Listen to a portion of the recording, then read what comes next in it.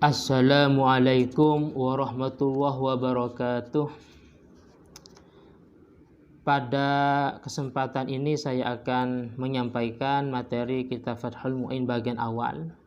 Bagian awal tentang babus sholah dalam i'anahnya juz 1 halaman 20. Bismillahirrahmanirrahim. Qala al-muallifu rahimahullah ta'ala wa nafa'na bi ulumihi ya rabbal alamin. Bismillahirrahmanirrahim. Babus sholati. Bab ini menerangkan bab sholat. Hiya, sholat itu syar'an secara bahasa, yaitu aqwalun, semua ucapan. Ucapan dalam sholat meliputi membaca surah Al-Fatihah, meliputi membaca tasyahud akhir, yaitu at-tahiyatul mubarakatus. Wa af'alun, dan semua perbuatan. Perbuatan dalam sholat yaitu berdiri, ruku, i'tidal, sujud, duduk umpamanya. Mahsusatun, yang ditentukan. Jadi tidak semua ucapan, tidak semua perbuatan, akan tetapi ucapan-ucapan yang tertentu dan juga perbuatan yang tertentu. Tadi contohnya perbuatan berdiri, ruku, i'tidal, sujud. Contoh dari ucapan yang tertentu membaca Fatihah, tasyahud akhir. Yang mana ucapan dan perbuatan tersebut muftatahatun bitakbir, diawali atau dimulai dengan takbiratul ihram. Jadi orang itu dianggap masuk sholat, dianggap memulai sholat kalau dia sudah takbiratul ihram. Allahu Akbar.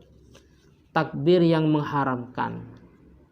Kenapa? Karena gara-gara takbir tadi, semuanya yang awalnya halal akan menjadi haram.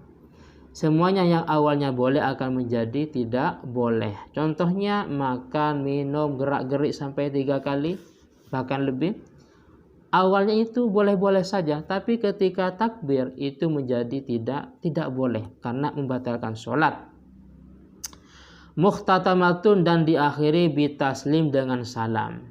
Jadi orang itu dianggap keluar atau selesai sholat kalau dia sudah salam yang pertama, yaitu yang menoleh ke arah kanan, Assalamualaikum warahmatullah. Karena yang ke sebelah kiri atau yang kedua itu hukumnya sunnah. Wasumiyat bidzalika, dan diberi nama sholat karena listimaliha ala sholati lughatan, karena hal itu mengandung sholat secara bahasa. Wahya ad-du'a, sholat secara bahasa yaitu doa. Jadi apa yang kita kerjakan pada waktu sholat itu sebenarnya mengandung doa, berdoa kepada Allah Subhanahu wa ta'ala. Wal mafrudatul ainiyatuh, sholat fardoh yang sifatnya fardu ain itu khamsun, ada 5. Karena ada sholat fardu tapi bukan fardu ain, yaitu sholat jenazah umpamanya. Sholat fardu yang fardu ain itu khamsun, ada 5, fi kulli yaumin wa lailatin, selama sehari semalam. Jadi yang wajib kita kerjakan selama sehari semalam itu cuma ada 5, yaitu duhur sampai subuh. Duhur, asar, maghrib, isya, dan subuh. Ma'lumatun, dan diketahui minaddin, dari agama, bid-darurati, dengan cara darurah. Bid-darurati, dengan cara darurah. Jadi sholat yang 5 waktu ini sudah maklum, sudah diketahui dengan cara darurah. Apa artinya darurah? Darurah itu diketahui baik oleh kalangan orang awam, terlebih untuk kalangan orang alim. Saya ulangi lagi, yang dimaksud dengan darurah tadi, kewajiban sholat ini sudah maklum, semuanya faham, semuanya tahu, baik dari kalangan orang awam terlebih orang alim. Bedanya kewajiban, akan tetapi kewajiban tersebut tidak maklum minatin bidarurah, tidak diketahui dalam agama secara darurah. Apa contohnya? Faraid umpamanya. Tentang faraid. Jadi faraid itu yang tahu tentang masalah faraid cuma orang tertentu. Akan tetapi tentang masalah kewajiban sholat, kewajiban zakat, puasa, ini semuanya tahu. Tidak harus belajar di pesantren dengan waktu yang sangat lama. Semuanya tahu bahwa yang namanya sholat, puasa, zakat, Haji bagi yang mampu itu hukumnya wajib. Semuanya tahu bahwa yang namanya zina, mencuri, menipu itu hukumnya haram. Itu yang dimaksud dengan bidarurah. Karena sudah maklum secara darurah, maka fayakfuru jahiduha. Fayakfuru maka kufur jahiduha, seorang yang menentang atau mengingkari tentang kewajiban sholat. Mengatakan bahwa sholat itu tidak wajib umpamanya, maka orang itu langsung kufur pada waktu itu juga. Walam tajtami, dan tidak berkumpul hadhil khamsu, sholat yang 5 waktu ini. Jadi sholat yang 5 waktu ini tidak berkumpul li ghairi nabiyina, selain Nabi Muhammad sallallahu alaihi wasallam. Akan tetapi secara tafriqah, secara mencar-mencar. Di sini dikomentari atau dijelaskan dalam kitab I'anahnya. Bal kanat mutafarroqatan, bahkan sholat itu secara mencar-mencar. Fil anbiya, di semua para nabi.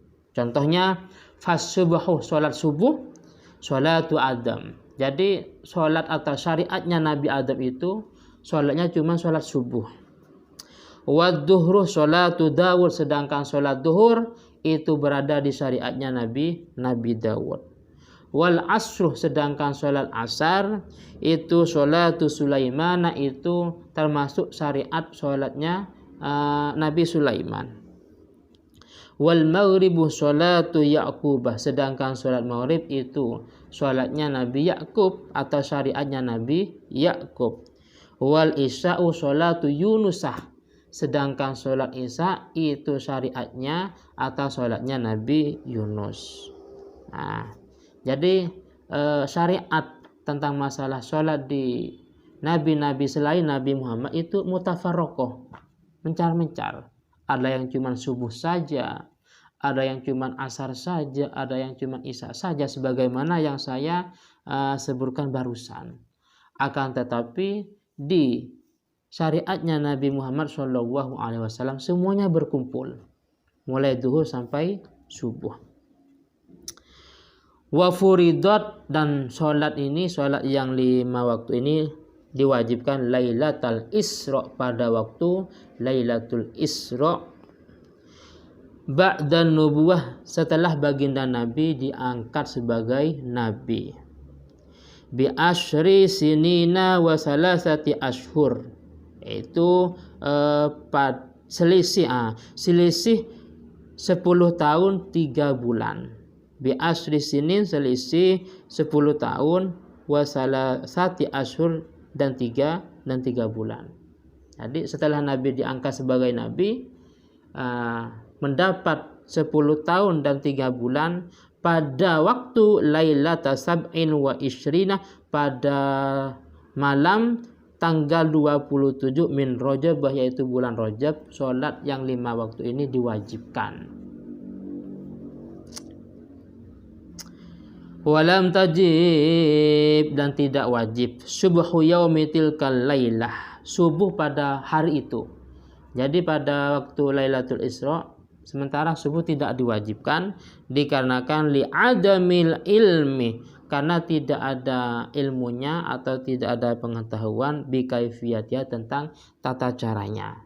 Jadi pada waktu itu di malam Lailatul Isra wal Mi'raj tanggal 27 di bulan Rajab, sholat subuh belum diwajibkan.